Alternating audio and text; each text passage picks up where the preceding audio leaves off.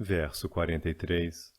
Narda Muni instruiu, meu querido menino, nas águas do rio Yamuna, que é conhecido como Kalindi, deves tomar 3 banhos diariamente, porque essa água é muito auspiciosa, sagrada e limpa. Após banhar-te, deves executar os princípios regulativos necessários para Ashtanga Yoga, e então sentar-te em teu asana, assento, numa posição calma e silenciosa. Significado. Esta afirmação dá a entender que Dhruva Maharaj já fora instruído sobre como praticar o sistema óctuplo de yoga, conhecido como Ashtanga Yoga. Explica-se este sistema no Bhagavad Gita como ele é. Compreende-se que na Ashtanga Yoga pratica-se a estabilidade da mente e então a concentração na forma do Sr. Vishnu, como se descreverá nos versos seguintes. Afirma-se aqui claramente que a Ashtanga Yoga não é um exercício de ginástica corporal, mas uma prática para concentrar a mente na forma de Vishnu. Antes de sentar-se em seu asana, que também se descreve no Bhagavad Gita, a pessoa precisa banhar-se bem em água limpa ou sagrada 3 vezes por dia. A água do Yamuna é naturalmente muito limpa e pura, e assim, se alguém nela se banhar 3 vezes, ficará, sem dúvida, muito bem purificado externamente. Narda Muni, portanto, instruiu Dhruva Maharaj que fosse até a margem do Yamuna e assim se purificasse externamente. Esta é a parte do processo gradual da prática de yoga mística. Verso 44. Após sentar-te em teu assento, pratica as 3 espécies de exercícios respiratórios e assim gradualmente controla o ar vital, a mente e os sentidos. Liberta-te inteiramente de toda a contaminação material e, com grande paciência, começa a meditar na Suprema Personalidade de Deus. Significado. Descreve-se sumariamente neste verso todo o sistema de yoga, dando-se ênfase especial aos exercícios respiratórios, a fim de apaziguar a mente perturbada. A mente, por natureza, está sempre oscilando, pois ela é muito instável, mas o exercício respiratório destina-se a controlá-la. É bem possível que este processo de controlar a mente funcionasse naqueles dias, há milhões de anos atrás, quando Dhruva Maharaj o adotou. Mas no momento atual, é preciso fixar a mente diretamente nos pés de lótus do Senhor, através do processo de cantar. Cantando o mantra Hare Krishna, concentramo-nos imediatamente na vibração sonora e pensamos nos pés de lótus do Senhor. E muito rapidamente levamo-nos à posição de Samadhi, ou transe. Se alguém continuar cantando os santos nomes do Senhor, que não são diferentes da Suprema Personalidade de Deus, naturalmente sua mente ficará absorta em pensar no Senhor. Aqui Dhruva Maharaj é aconselhado a meditar no Guru Supremo, ou o Mestre Espiritual Supremo. O Mestre Espiritual Supremo é Krishna, que é, portanto, conhecido como Chaitya Guru. Isso se refere à super-alma que está sentada no coração de todos. Ela ajuda internamente, como se afirma no Bhagavad Gita, e envia o Mestre Espiritual, que ajuda externamente. O Mestre Espiritual é a manifestação externa do Chaitya Guru, ou o Mestre Espiritual sentado no coração de todos. O processo pelo qual afastamos nossos pensamentos das coisas materiais chama-se Pratyahara, que ocasiona o libertar-se de todos os pensamentos e ocupações materiais. A palavra abhidhyaye, usada neste verso, indica que, a não ser que a mente esteja fixa, não se pode meditar. A conclusão, portanto, é que meditar significa pensar internamente no Senhor. quer cheguemos a esta fase através do sistema de Ashtanga Yoga, ou pelo método recomendado nos Shastras especialmente para a era atual, cantar constantemente os santos nomes do Senhor, a meta é meditar na Suprema Personalidade de Deus. Verso 45. Descreve-se aqui a forma do Senhor. O rosto do Senhor é perpetuamente belíssimo e de expressão agradável. Para os devotos que o veem, ele nunca parece insatisfeito e está sempre disposto a conceder-lhes bênçãos. Seus olhos, suas sobrancelhas bem decoradas, seu nariz afilado e sua ampla testa são todos belíssimos. Ele é mais belo que todos os semideuses. Significado. Este verso explica claramente que devemos meditar na forma do Senhor. A meditação impessoal é uma invenção de farsantes dos dias modernos. Em nenhum dos textos védicos recomenda-se a meditação impessoal. No Bhagavad Gita, quando a meditação é recomendada, usa-se a palavra Madparaha, que significa relativo a mim. Qualquer forma de Vishnu relaciona-se com o Sr. Krishna, porque o Sr. Krishna é a forma Vishnu original. Às vezes, alguém tenta meditar no Brahman impessoal, que é descrito no Bhagavad Gita como avyakta, significando imanifesto ou impessoal. Mas o próprio Senhor ressalta que aqueles que estão apegados a este processo impessoal do Senhor dedicam-se sofridamente a uma atividade muito incômoda, porque ninguém pode concentrar-se no aspecto impessoal. É preciso concentrar-se na forma do Senhor, que se descreve aqui para a meditação de Dhruva Maharaj. Como ficará evidenciado em descrições posteriores, Dhruva Maharaj aperfeiçoou esta espécie de meditação e sua yoga foi exitosa. Verso 46. Narada Muni continuou. A forma do Senhor é sempre jovem. Todo membro e cada parte do seu corpo são corretamente formados, livres de defeitos. Seus olhos e lábios são rosados como o sol nascente.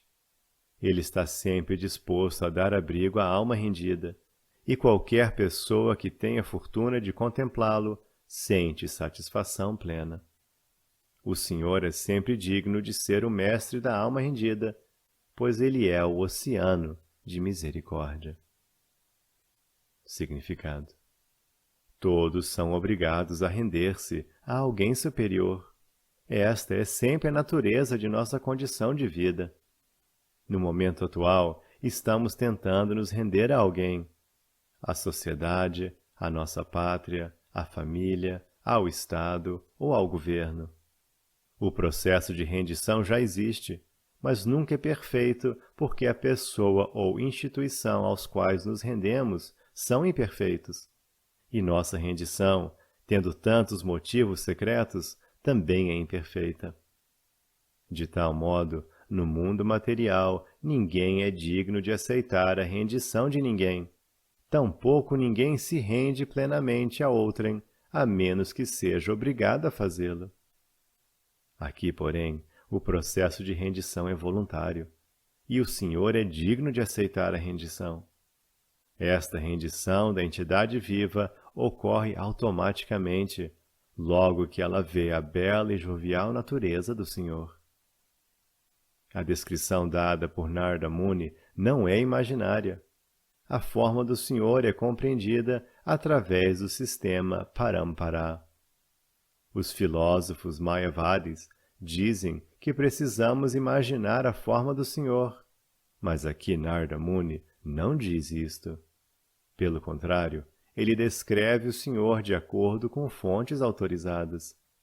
Ele próprio é uma autoridade e é capaz de ir a Vaikuntha Loka e ver o Senhor pessoalmente. Portanto, sua descrição da aparência corpórea do Senhor não é imaginação. Às vezes instruímos nossos estudantes sobre a aparência corpórea do Senhor, e eles o pintam. Suas pinturas não são imaginárias. A descrição é dada através da sucessão discipular, assim como aquela dada por Narada Muni, que vê o Senhor e descreve sua aparência corpórea. Portanto, tais descrições devem ser aceitas, e se as pintam, tais pinturas não são frutos da imaginação. Verso 47. Descreve-se ainda o Senhor como portador da marca de Srivatsa, ou o assento da deusa da fortuna, e sua compleição corpórea é de cor azulada profunda. O Senhor é uma pessoa, usa guirlanda de flores e manifesta-se eternamente com 4 mãos, que seguram, começando da mão esquerda inferior, o búzio, a roda, a massa e a flor de lótus. Significado. Aqui neste verso, a palavra Purusham é muito significativa. O Senhor nunca é feminino, ele é sempre masculino, Purusha.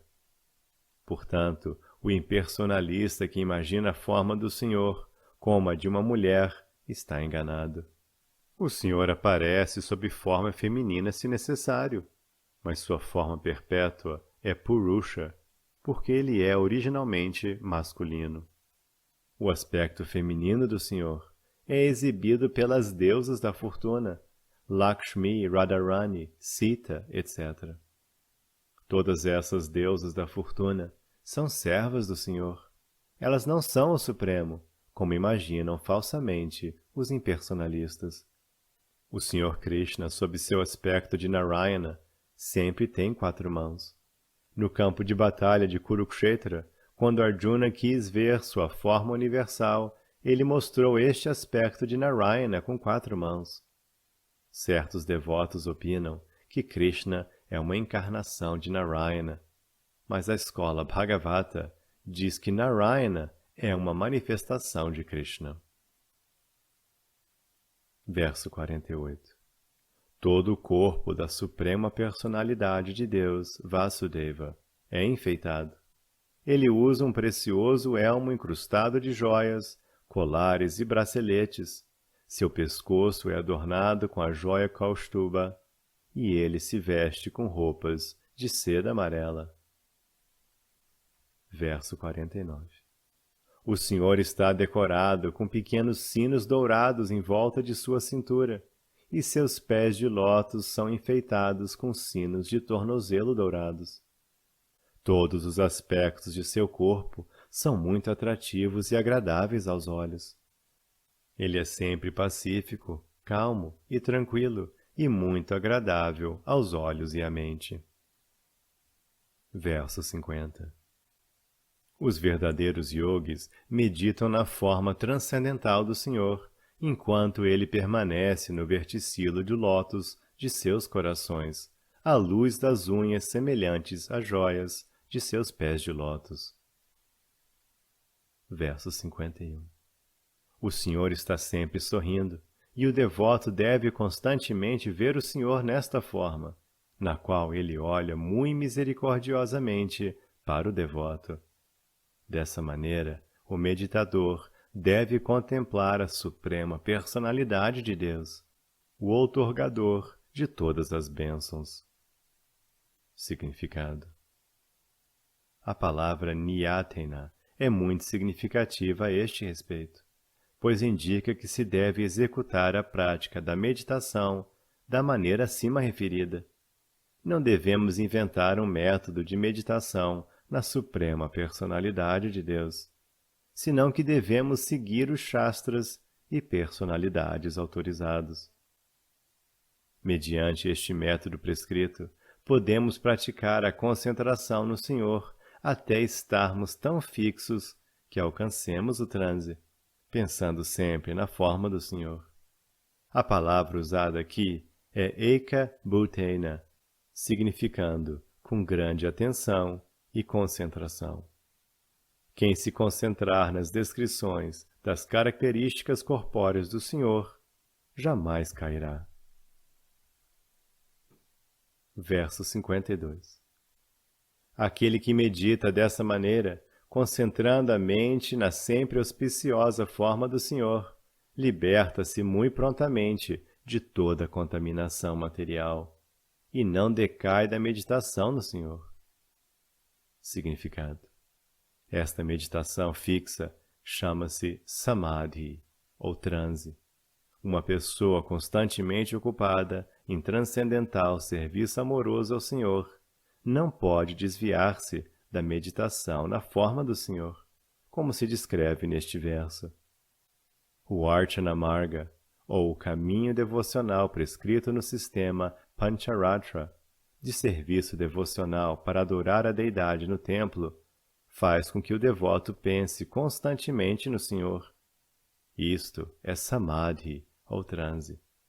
Aquele que pratica dessa maneira não pode desviar-se do serviço ao Senhor, e isto o torna perfeito na missão da vida humana. Verso 53. Ó filho do rei, agora falar-te-ei o mantra que deve ser cantado juntamente com este processo de meditação. Aquele que cuidadosamente canta este mantra por 7 noites pode ver os seres humanos perfeitos que voam pelo céu. Significado: dentro deste universo existe um planeta chamado Siddhaloka. Os habitantes de Siddhaloka são por natureza perfeitos nas conquistas da yoga, que são de 8 variedades. Uma pessoa pode tornar-se menor que o menor, mais leve que o mais leve, ou maior que o maior. Pode imediatamente obter qualquer coisa que deseje. Pode inclusive criar um planeta, etc. Estas são algumas das perfeições yógicas. Em virtude do Lagima Siddhi, ou processo purificatório para tornar-se mais leve que o mais leve, os habitantes de Siddhaloka podem voar pelo céu sem aviões ou aeronaves.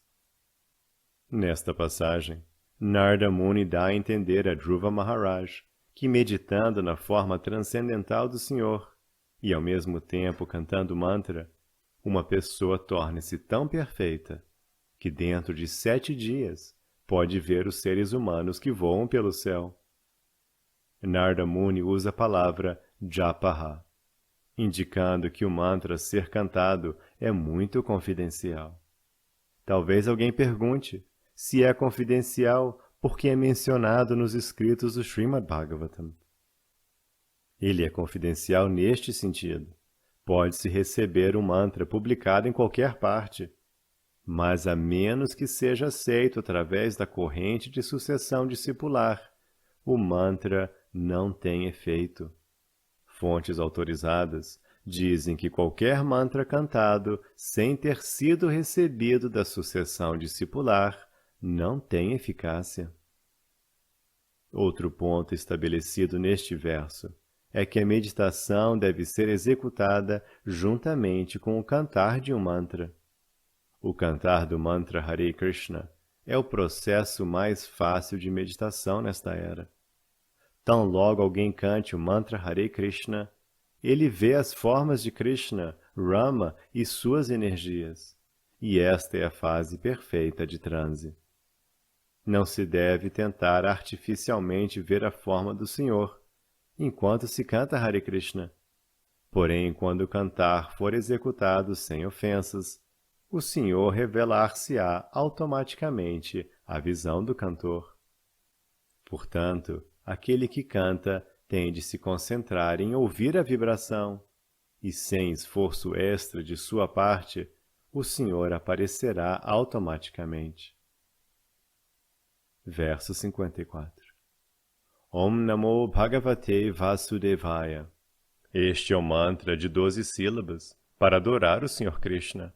Deve-se instalar as formas físicas do Senhor, e juntamente com o canto do mantra, deve-se oferecer flores e frutas e outras variedades de alimentos, exatamente de acordo com as regras e regulações prescritas pelas autoridades. Mas isso deve ser feito levando em conta lugar, tempo e conveniências e inconveniências concomitantes. Significado: Om Namo Bhagavate Vasudevaya é conhecido como Dvadvasakshara Mantra. Este mantra é cantado pelos devotos Vaishnavas e começa com o Pranava ou Omkara. Há um preceito para os que não são Brahmanas de não poderem pronunciar o mantra Pranava, mas Dhruva Maharaj nasceu como Kshatriya. Ele imediatamente admitiu diante de Narada Muni que como Kshatriya era incapaz de aceitar a instrução dada por Narada de desenvolver renúncia e equilíbrio mental, que constituem o interesse do Brahmana. De qualquer modo, embora não fosse Brahmana, mas Kshatriya, a Dhruva foi permitido, com base na autoridade de Narada, pronunciar o Pranava Omkara. Isso é muito significativo. Especialmente na Índia, os Brahmanas de casta fazem muitas objeções quando pessoas de outras castas, não nascidas em famílias de Brahmanas, recitam este mantra Pranava. Mas eis aqui a prova tácita de que se uma pessoa aceita o mantra Vaishnava, ou o modo Vaishnava de adorar a deidade, ela tem permissão de cantar o mantra Pranava. No Bhagavad Gita, o Senhor pessoalmente aceita que qualquer pessoa, mesmo que seja de espécies inferiores, poderá elevar-se à posição superior e voltar ao lar, voltar ao Supremo, simplesmente se fizer sua adoração de forma adequada. As regras prescritas, como Narada Muni afirma aqui, são que se deve aceitar o mantra através de um mestre espiritual fidedigno e ouvir o mantra com o ouvido direito. Não somente deve alguém cantar ou murmurar o mantra, mas também deve ter diante dele a deidade ou a forma física do Senhor. Evidentemente, quando o Senhor aparece, a forma já não é física. Por exemplo, quando uma barra de ferro é abrasada no fogo, ela deixa de ser ferro, passa a ser fogo. De modo semelhante, quando fazemos uma forma do Senhor, seja de madeira, de pedra, de metal ou de joias, ou então em forma de pintura, ou mesmo uma forma dentro da mente, essa é uma forma transcendental, espiritual e fidedigna do Senhor. Não somente devemos receber o mantra de mestre espiritual fidedigno, como Narada Muni, ou seu representante na sucessão discipular, mas também devemos cantar o mantra. E não somente devemos cantá-lo, mas também devemos oferecer qualquer alimento disponível na parte do mundo em que vivemos, de acordo com tempo e conveniências. O método de adoração, cantar o mantra e preparar as formas do Senhor não é estereotipado. Tampouco é exatamente o mesmo em toda parte. Menciona-se especialmente neste verso que se deve levar em consideração o tempo, o lugar e as conveniências circunstanciais. Nosso movimento para a consciência de Krishna está se difundindo em todo o mundo, e também instalamos deidades em diferentes centros. Às vezes, nossos amigos indianos, inflados com noções inventadas, criticam: isto não se faz assim, aquilo não se faz assim. Mas eles se esquecem desta instrução de Narada Muni a um dos maiores Vaishnavas, Dhruva Maharaj. É preciso levar em consideração o tempo, o país e as conveniências em particular. O que é conveniente na Índia pode não ser conveniente nos países ocidentais. Aqueles que não estão realmente na linha dos acharyas, ou que pessoalmente não sabem como agir no papel de acharya, desnecessariamente criticam as atividades do movimento ISKCON em países fora da Índia. O fato é que tais críticos nada podem fazer pessoalmente para difundir a consciência de Krishna. Se alguém sai e prega, correndo todos os riscos e levando em consideração tempo e lugar, pode ser que proceda a mudanças na maneira de adoração, mas isto não é absolutamente errado, de acordo com o Shastra. Srimad Viraraghava-acharya, um acharya na sucessão discipular de Ramanuja Sampradaya, observa em seu comentário que os chandalas, ou almas condicionadas nascidas em famílias inferiores a famílias de Shudras, também podem ser iniciados de acordo com as circunstâncias. Pode ser que se altere levemente as formalidades aqui e ali para transformá-los em Vaishnavas. O Sr. Chaitanya Mahaprabhu recomenda que seu nome deve ser ouvido em todos os cantos do mundo. Como é possível isso a menos que se pregue em toda parte? O culto do Sr. Chaitanya Mahaprabhu é Bhagavata Dharma, e ele recomenda especialmente Krishna Katha, ou o culto do Bhagavad Gita e do Srimad Bhagavatam. Ele recomenda que todos os indianos, considerando que essa tarefa é para upakara, ou atividade beneficente, levem a mensagem do Senhor aos outros habitantes do mundo. Outros habitantes do mundo não se refere somente àqueles que são exatamente como os brahmanas e kshatriyas indianos, ou como os brahmanas de casta, que alegam ser brahmanas por terem nascido em famílias de brahmanas. O princípio de que somente indianos e hindus devem ser induzidos ao culto Vaishnava é uma ideia errônea. Deve haver propaganda para levar todas as pessoas ao culto Vaishnava. O movimento para a consciência de Krishna destina-se a este propósito. Não há barreiras na propagação do movimento para a consciência de Krishna, mesmo entre pessoas nascidas em famílias de chandalas, mlechas ou yavanas. Mesmo na Índia, este ponto é enunciado por Srila Sanatana Goswami, em seu livro Hari Bhakti Vilas, que é Smriti e é o guia védico autorizado para os Vaishnavas em seu comportamento diário. Sanatana Goswami diz que o bronze pode transformar-se em ouro quando misturado com mercúrio em determinado processo químico. Da mesma forma, através da Diksha, ou método de iniciação fidedigna, qualquer pessoa pode transformar-se em Vaishnava. Deve-se receber iniciação de um mestre espiritual fidedigno, proveniente da sucessão discipular, que seja autorizado por seu mestre espiritual predecessor. Isto se chama Diksha Vidhana. O Sr. Krishna afirma no Bhagavad Gita que, Vyapashritya, deve-se aceitar um mestre espiritual. Mediante este processo, o mundo inteiro poderá converter-se à consciência de Krishna. Verso 55.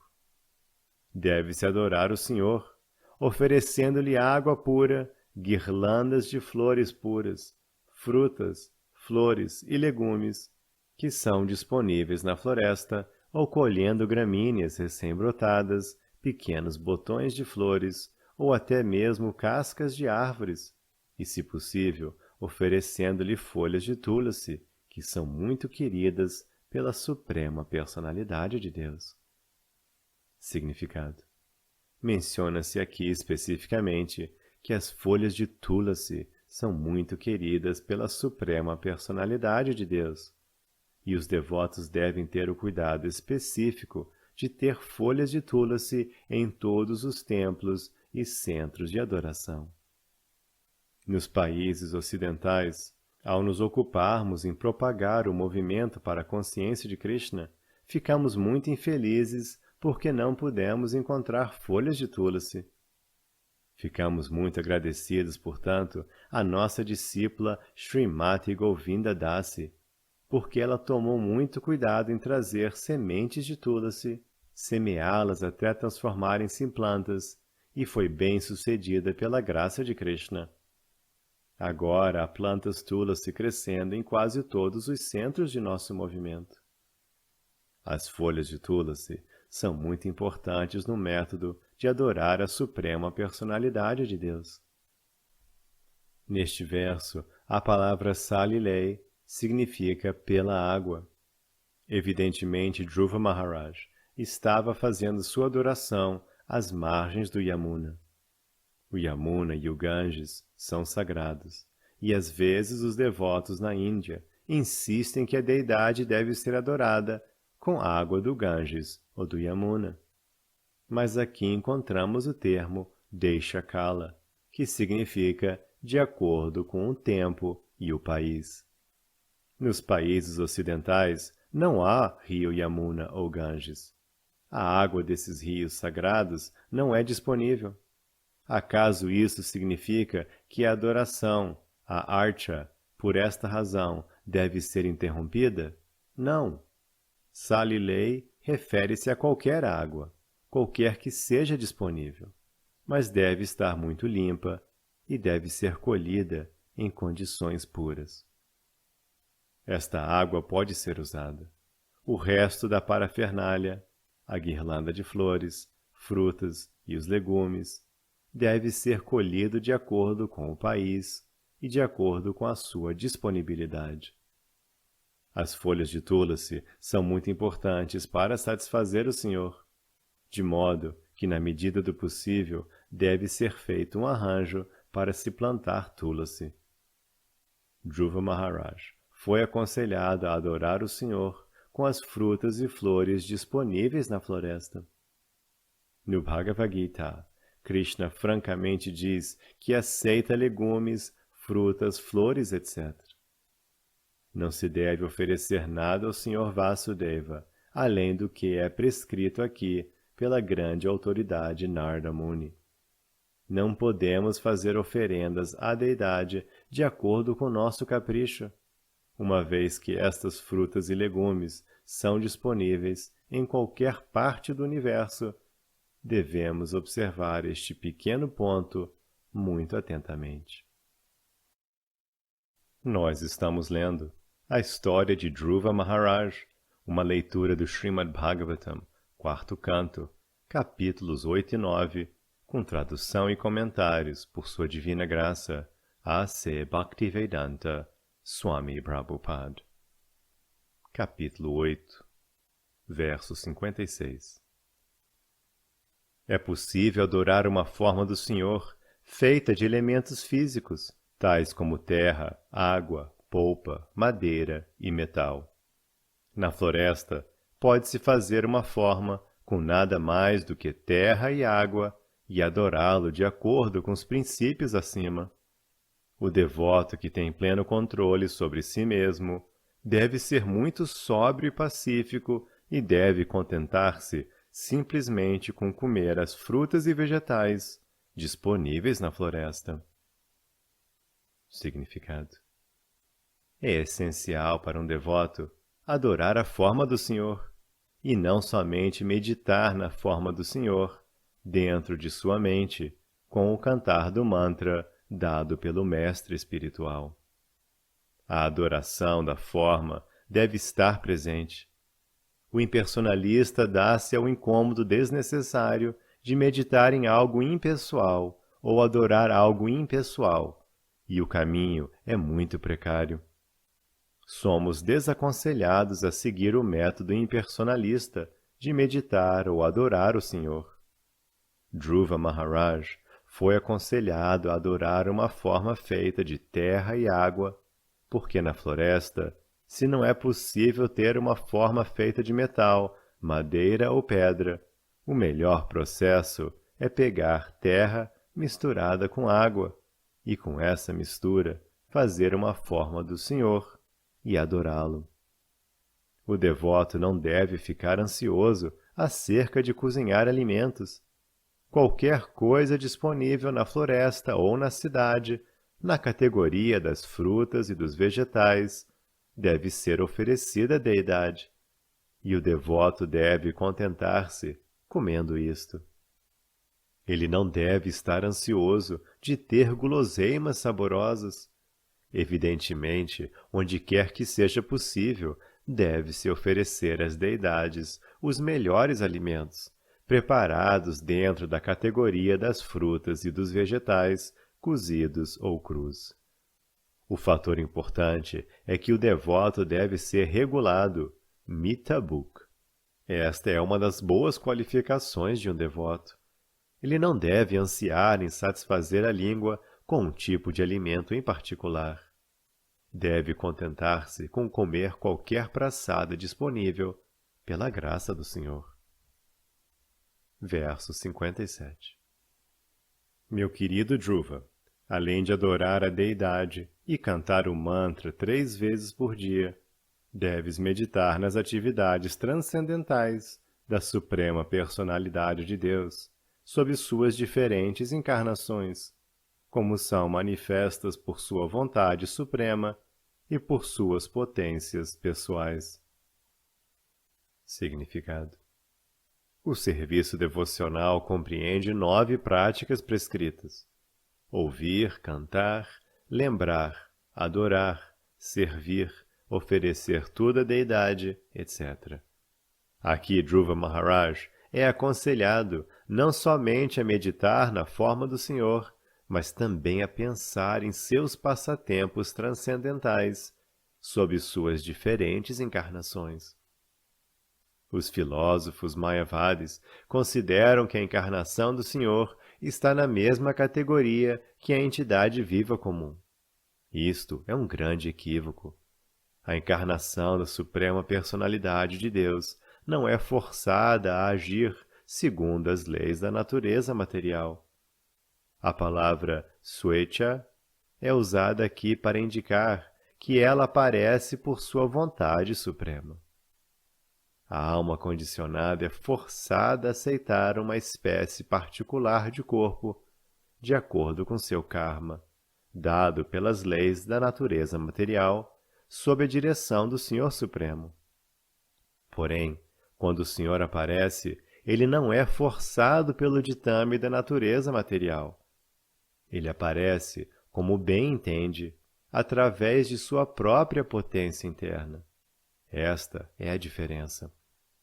A alma condicionada aceita uma espécie particular de corpo, tal como um corpo de porco, através de seu trabalho e pela autoridade superior da natureza material. No entanto, quando o Sr. Krishna aparece sob a encarnação de um javali, ele não é o mesmo tipo de porco que um animal comum. Krishna aparece como Varaha Avatara, sob um aspecto expansivo que não pode ser comparado ao de um porco comum. Seu aparecimento e desaparecimento são inconcebíveis para nós.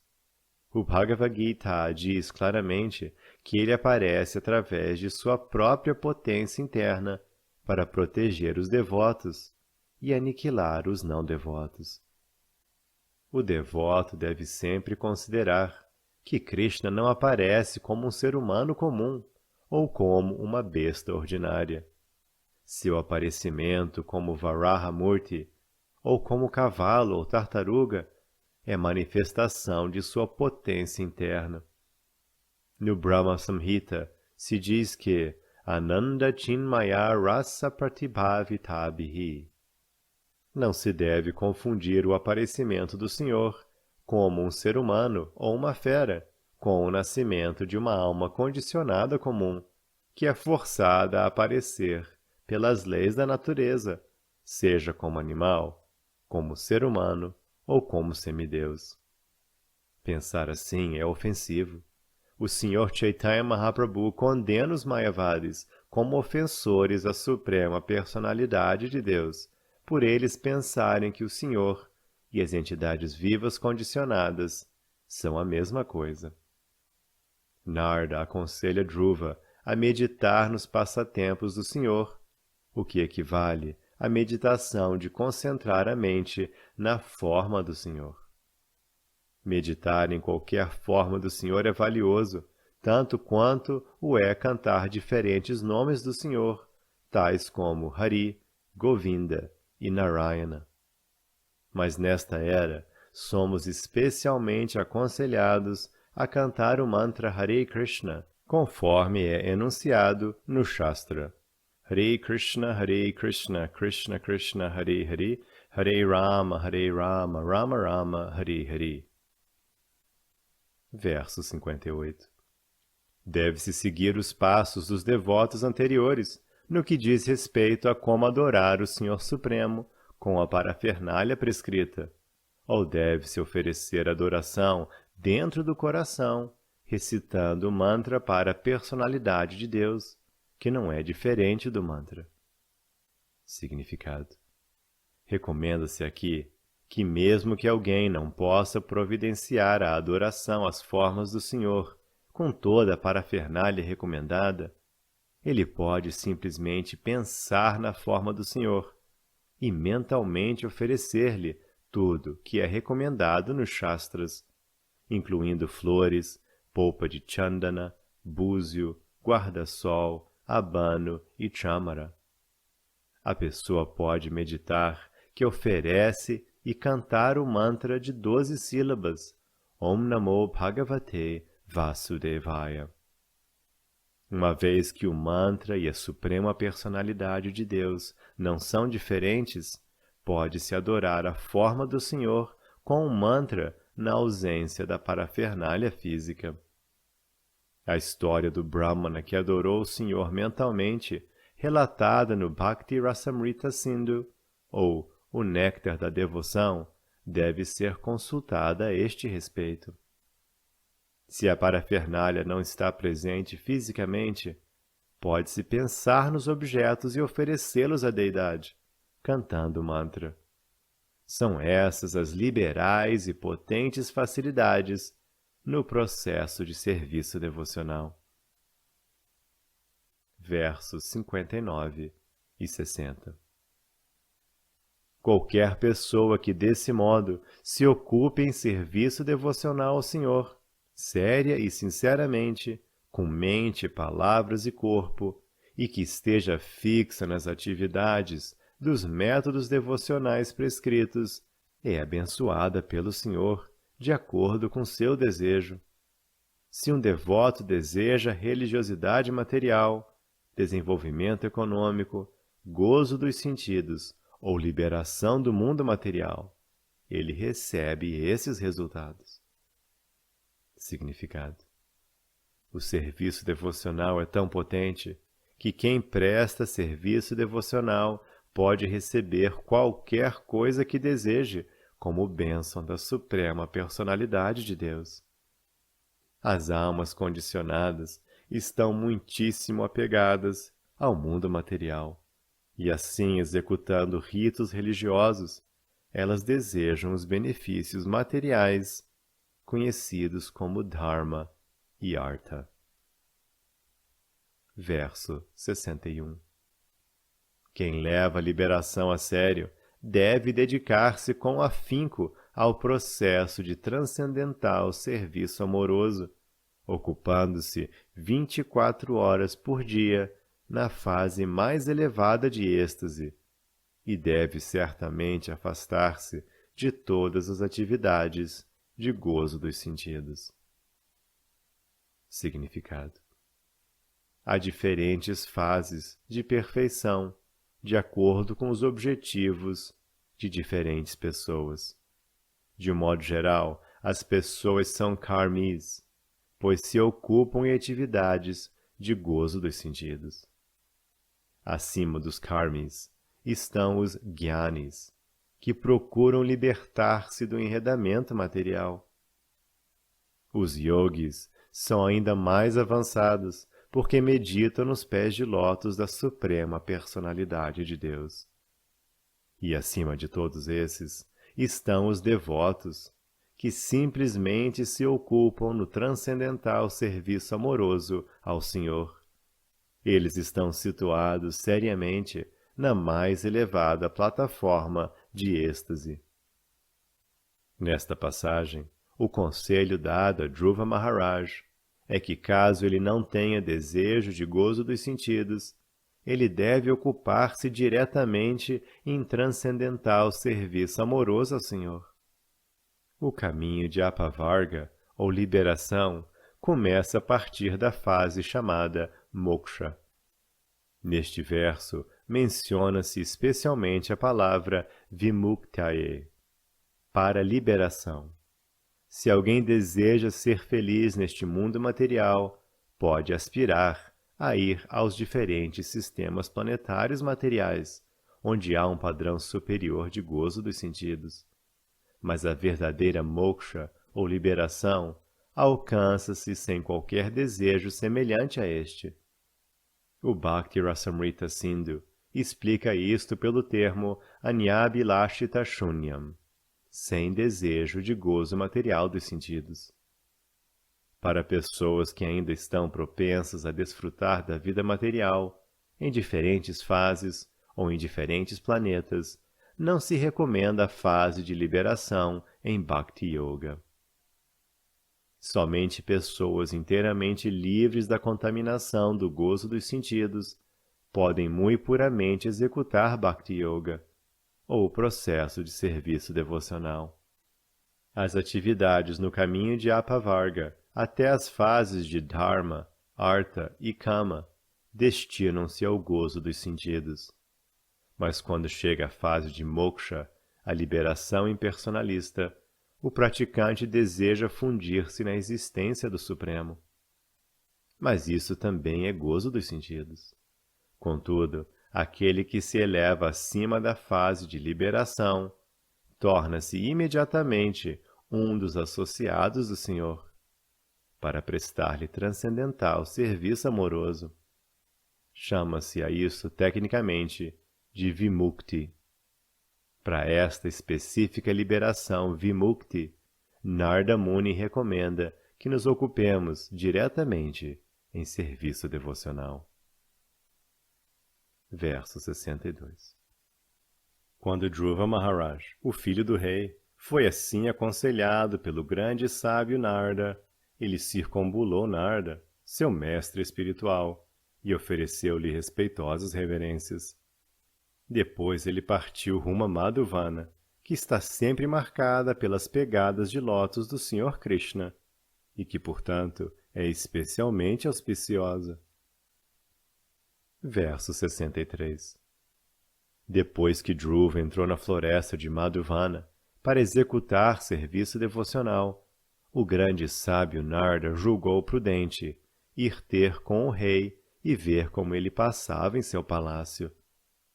Quando Narada Muni aproximou-se do palácio, o rei recebeu-o adequadamente, oferecendo-lhe as devidas reverências. Após sentar-se confortavelmente, Narada começou a falar. Verso 64. O grande sábio Narada perguntou: Meu querido rei, teu rosto parece estar murchando, e parece que vens pensando em algo por muitíssimo tempo. Por que isto? Acaso foste impedido de seguir teu caminho de ritos religiosos, desenvolvimento econômico e gozo dos sentidos? Significado. As 4 fases de avanço da civilização humana são religiosidade, desenvolvimento econômico, gozo dos sentidos e, para alguns, a fase de liberação. Narada Muni não perguntou ao rei sobre sua liberação, mas somente sobre a administração do Estado, que se destina ao avanço dos 3 princípios: religiosidade, desenvolvimento econômico e gozo dos sentidos. Uma vez que aqueles que se ocupam em tais atividades não estão interessados em liberação, Narada não perguntou ao rei sobre isto.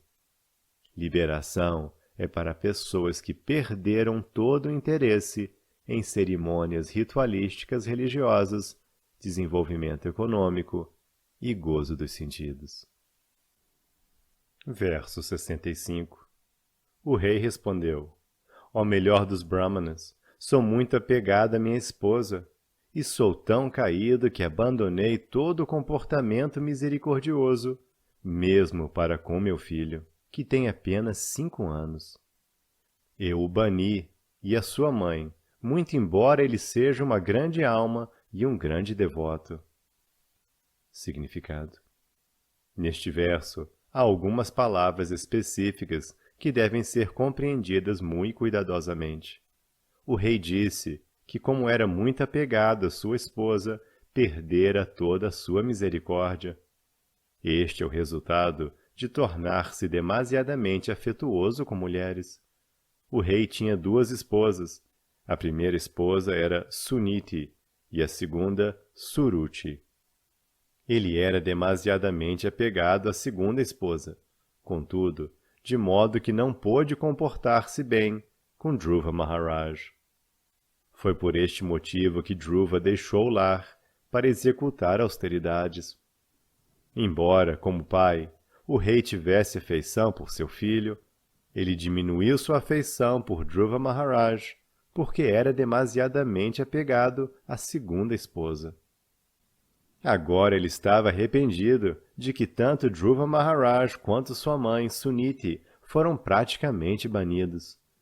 Dhruva Maharaj foi para a floresta, e como sua mãe estava sendo desprezada pelo rei, ela estava, portanto, quase que banida também. O rei arrependia-se de ter banido seu filho, pois Dhruva tinha apenas 5 anos, e um pai não deve banir sua esposa e filhos, ou descuidar-se da manutenção deles.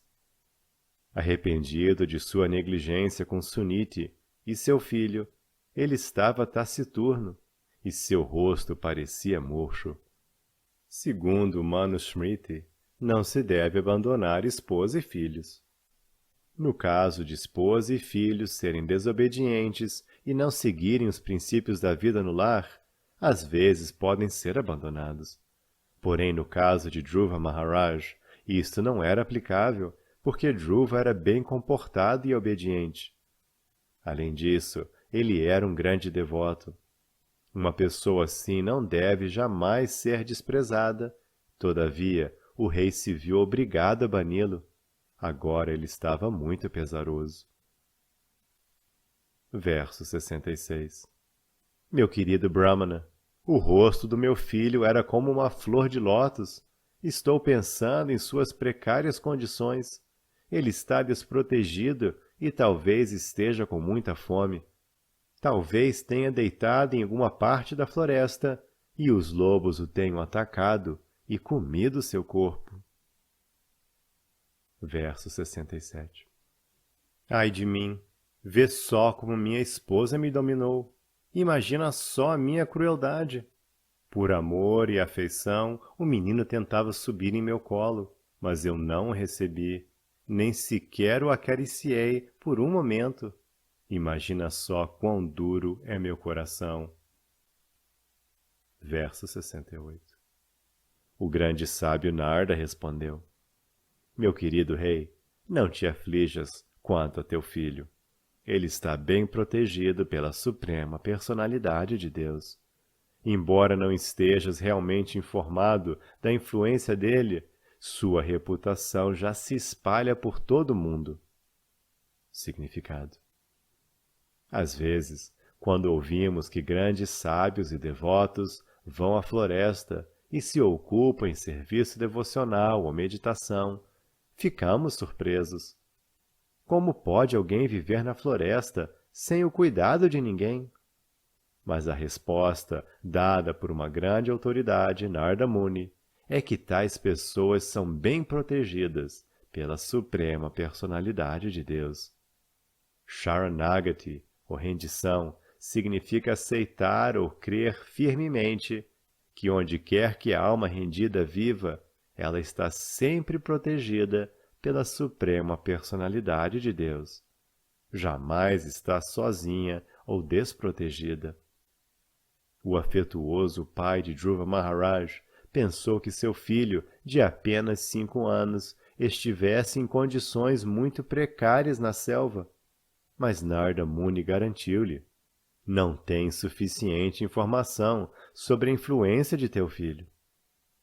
Quem quer que se ocupe em serviço devocional em qualquer parte deste universo, não fica jamais desprotegido. Verso 69. Meu querido rei, teu filho é muito competente. ele executará atividades que seriam impossíveis mesmo para grandes reis e sábios. Muito brevemente, ele terminará sua tarefa e voltará ao lar. Deves saber também que ele espalhará tua reputação por todo o mundo. Significado. Aqui neste verso, Narada Muni descreve Dhruva Maharaj como Prabhu. Esta palavra é aplicável à suprema personalidade de Deus. Às vezes, o mestre espiritual é chamado de Prabhupada. Prabhu significa a suprema personalidade de Deus, e Pada significa posto. Segundo a filosofia Vaishnava, o mestre espiritual ocupa o posto da suprema personalidade de Deus, ou, em outras palavras, ele é o representante fidedigno do Senhor Supremo. Dhruva Maharaj também é descrito aqui como Prabhu, porque ele é um acharya da escola Vaishnava. Outro significado de Prabhu é Senhor dos Sentidos, assim como a palavra Swami. Outro termo significativo é Sudushkaram, muito difícil de realizar. Que tarefa empreendeu Dhruva Maharaj? A mais difícil tarefa na vida é satisfazer a suprema personalidade de Deus. Mas Dhruva Maharaj seria capaz de realizá-la. Devemos lembrar que Dhruva Maharaj não era inconstante. Ele estava determinado a executar seu serviço e então voltar. Todo devoto, portanto, deve determinar-se a, nesta vida, lograr satisfazer a suprema personalidade de Deus e, mediante este processo, voltar ao lar, voltar ao Supremo. Esta é a perfeição da mais elevada missão da vida. Verso 70. O grande Maitreya continuou. O rei Utanapada, após ser aconselhado por Narada Muni, praticamente abandonou todos os deveres em relação com seu reino, que era muito vasto e amplo, opulento como a deusa da fortuna, e simplesmente pôs-se a pensar em seu filho Dhruva.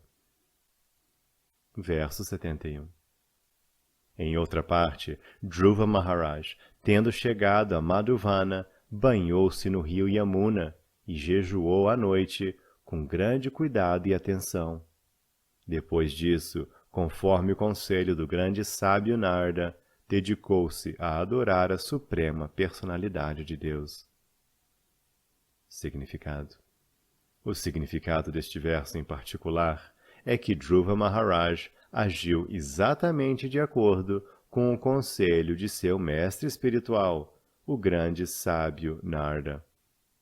Srila Vishwanatha Chakravarti também aconselha que, se desejamos ser exitosos em nossa tentativa de voltar ao Supremo, devemos seriamente agir de acordo com as instruções do mestre espiritual. Este é o processo da perfeição. Não é necessário ter ansiedade por alcançar a perfeição, visto que, se alguém seguir a instrução dada pelo mestre espiritual, é certo que alcançará a perfeição. Nossa única preocupação deve ser como cumprir a ordem do mestre espiritual. O mestre espiritual é perito em dar instruções especiais a cada um de seus discípulos, e se o discípulo cumpre a ordem do mestre espiritual, trilha o caminho de sua perfeição. Verso 72. Durante o primeiro mês, Dhruva Maharaj comeu apenas frutas e amoras silvestres a cada 3 dias, somente para manter-se vivo, e dessa maneira progrediu em sua adoração à suprema personalidade de Deus. Significado. Kapita é uma flor conhecida no vernáculo indiano como caeta. Não encontramos um equivalente em português para o nome desta flor, mas, de um modo geral, sua fruta não é aceita por seres humanos. Ela é comida pelos macacos na floresta. Dhruva Maharaj, contudo, aceitou tais frutas, não para banquetear luxuosamente, mas simplesmente para manter-se vivo. O corpo precisa de alimento, mas o devoto não deve aceitar alimento para satisfazer a língua como gozo dos sentidos. Recomenda-se no Bhagavad Gita que devemos aceitar somente o alimento necessário para manter o corpo saudável, mas não devemos comer por luxo. Dhruva Maharaj é um acharya, e submetendo-se a rigorosas austeridades e penitências, ele nos ensina como devemos executar serviço devocional. Devemos cuidadosamente conhecer o processo do serviço de Dhruva Maharaj. Quão severamente ele passou seus dias mostrar-se-á em versos posteriores. Devemos lembrar sempre que tornar-se um devoto genuíno do Senhor não é um empreendimento fácil, mas nesta era, pela misericórdia do Senhor Chaitanya, isto tem se tornado muito fácil. Porém, se não seguimos sequer as instruções liberais do Senhor Chaitanya, como podemos esperar desempenhar nossos deveres regulares no serviço devocional?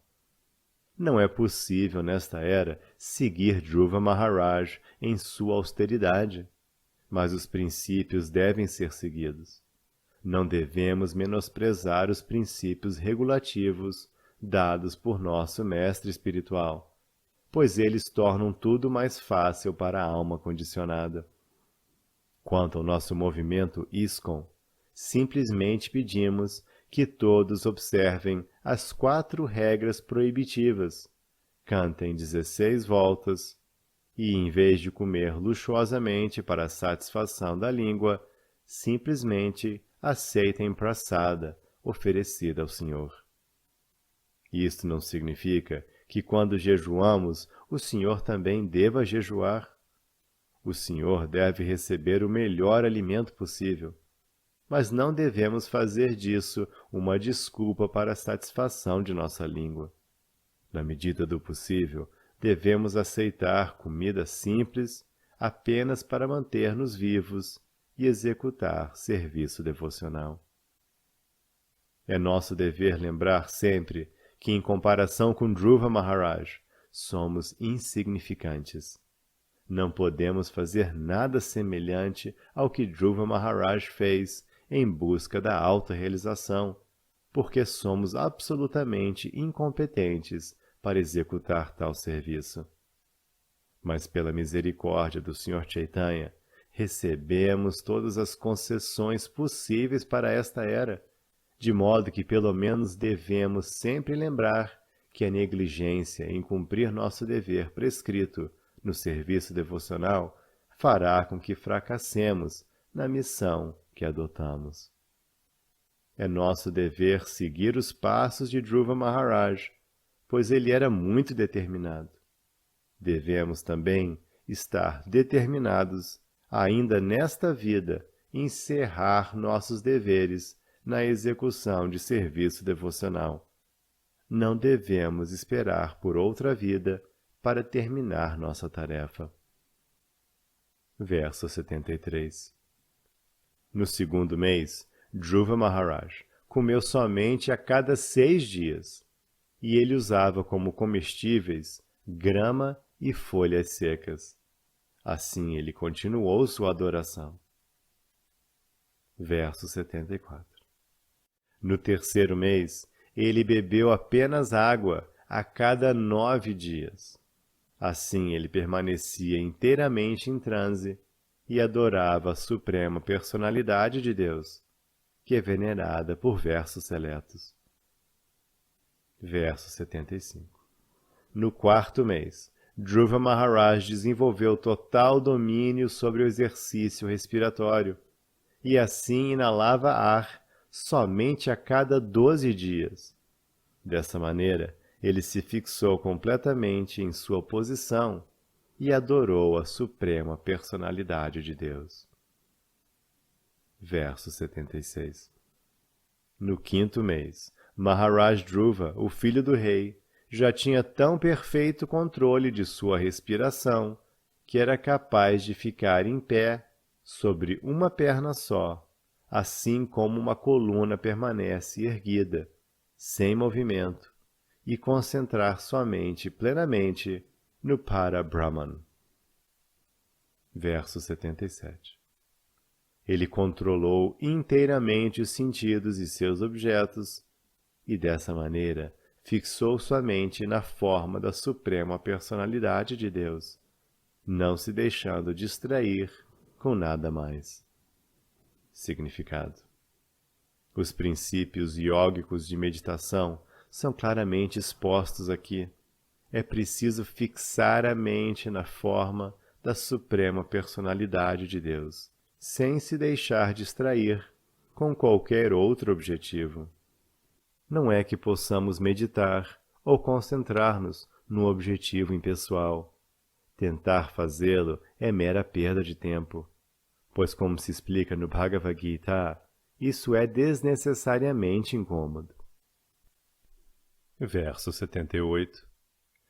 Quando Dhruva Maharaj atraiu assim a suprema personalidade de Deus, que é o refúgio da totalidade da criação material e que é o Senhor de todas as entidades vivas, os três mundos começaram a tremer. Significado: neste verso, a palavra Brahma, em particular, é muito significativa. Brahman refere-se àquele que é não somente o maior, mas também tem a potência de expandir-se ilimitadamente. Como foi possível que Dhruva Maharaj cativasse o Brahman dentro de seu coração? Essa pergunta foi muito bem respondida por Jiva Goswami. Ele diz que a suprema personalidade de Deus é a origem do Brahman, pois uma vez que ele abrange tudo que é material e espiritual, não pode haver nada maior do que ele.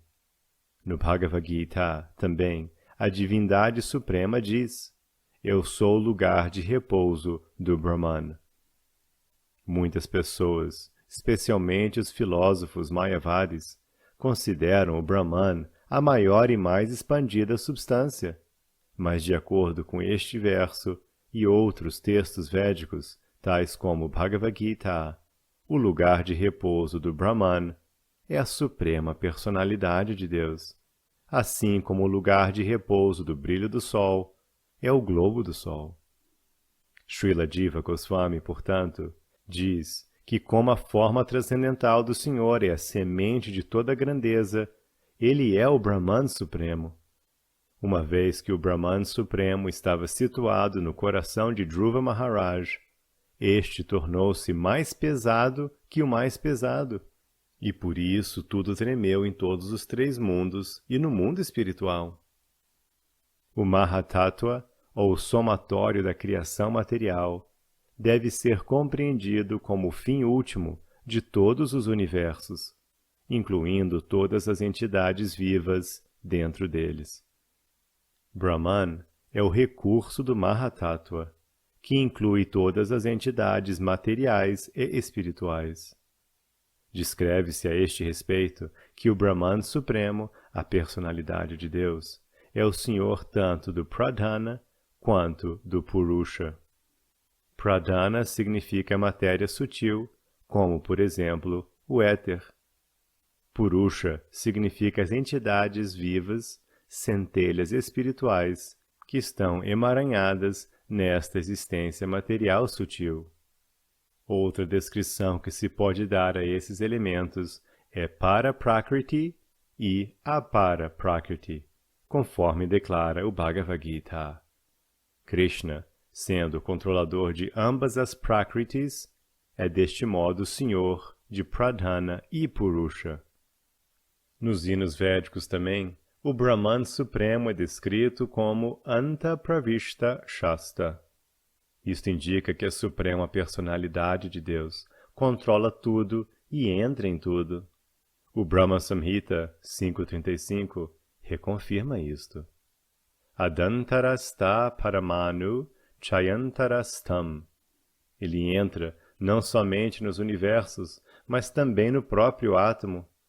Além disso, no Bhagavad Gita 10.42, Krishna diz: Vishtabhyaham idam kritsnam. A suprema personalidade de Deus controla tudo, penetrando em tudo. Associando-se constantemente com a personalidade suprema em seu coração, Dhruva Maharaj naturalmente tornou-se igual ao maior, o Brahman, por sua associação, e deste modo tornou-se o mais pesado, e todo o universo tremeu.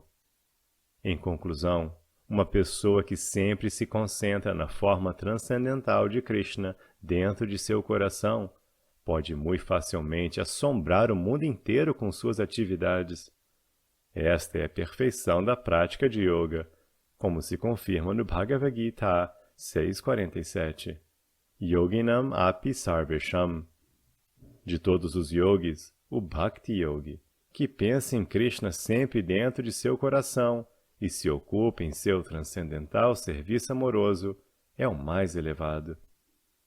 Yogis comuns podem manifestar maravilhosas atividades materiais, conhecidas como Ashtasiddhi, 8 tipos de perfeição yógica.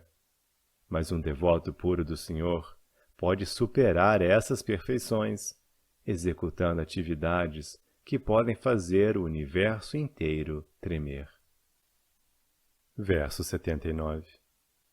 Conforme Dhruva Maharaj, o filho do rei, mantinha-se estavelmente de pé sobre uma perna só, a pressão de seu dedão baixou metade do nível da terra, assim como um elefante, transportado num bote, faz a embarcação balançar para a direita e para a esquerda a cada um de seus passos. Significado. A expressão mais significativa deste verso é Parthivarbhakaha, filho do rei. Quando Dhruva Maharaj estava em casa, embora fosse filho do rei, foi impedido de subir ao colo de seu pai. Mas quando tornou-se avançado em autorrealização ou serviço devocional, com a simples pressão de seu dedão, ele pôde baixar o nível de toda a terra. Esta é a diferença entre consciência comum e consciência de Krishna. Talvez se negue algo ao filho de um rei, quando este filho está situado em consciência comum. Talvez o próprio rei o negue ao filho. Mas quando a mesma pessoa se torna plenamente consciente de Krishna dentro de seu coração, pode baixar o nível da terra com a pressão de seu dedão. Não se pode argumentar. Como é que Dhruva Maharaj, que foi impedido de subir ao colo de seu pai, poderia baixar o nível de toda a terra? Este argumento não é muito apreciado pelos eruditos, pois é um exemplo da lógica Nagnamatrika. Por esta lógica, alguém acharia que, como sua mãe andava nua em sua infância, ela devia permanecer nua mesmo quando crescesse. A madrasta de Dhruva Maharaj deve ter pensado de maneira semelhante. Uma vez que ela não lhe permitira subir ao colo de seu pai, como poderia Dhruva executar atividades tão maravilhosas como baixar o nível de toda a terra? Ela deve ter ficado muito surpresa quando soube que Dhruva Maharaj, concentrando-se constantemente na suprema personalidade de Deus dentro de seu coração, pôde baixar o nível de toda a terra, assim como um elefante que baixa o nível do barco no qual é transportado. Verso 80.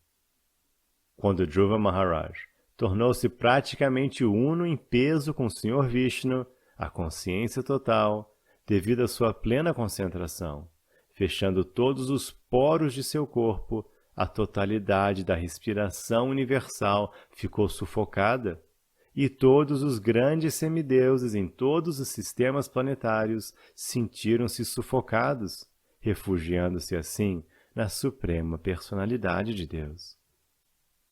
Significado. Quando centenas de pessoas estão sentadas no avião, embora permaneçam unidades individuais, cada uma delas faz parte da força total do avião, que corre a milhares de quilômetros por hora. De modo semelhante, quando a energia unitária se identifica com o serviço à energia total, a energia unitária torna-se tão poderosa quanto a energia total. Como se explicou no verso anterior, Dhruva Maharaj devido a seu avanço espiritual, tornou-se quase o peso total, e assim baixou o nível de toda a Terra. Além disso, através de tal poder espiritual, seu corpo unitário tornou-se o corpo total do universo. Então, quando ele fechou os poros de seu corpo unitário para concentrar sua mente firmemente na suprema personalidade de Deus, todas as unidades do universo, a saber, todas as entidades vivas, incluindo os grandes semideuses, sentiram a pressão da sufocação, como se suas respirações estivessem sendo impedidas. Portanto, todos eles refugiaram-se na suprema personalidade de Deus, porque estavam perplexos sobre o que havia acontecido. Este exemplo de Dhruva Maharaj, de fechar os poros de seu corpo pessoal e desse modo fechar os poros respiratórios de todo o universo, indica claramente que um devoto, através de seu serviço devocional pessoal, pode influenciar todas as pessoas do mundo inteiro a tornarem-se devotos do Senhor. Se existe apenas um devoto puro em consciência de Krishna pura, ele pode transformar toda a consciência do mundo em consciência de Krishna. Isto não é muito difícil de entender se estudamos o comportamento de Dhruva Maharaj.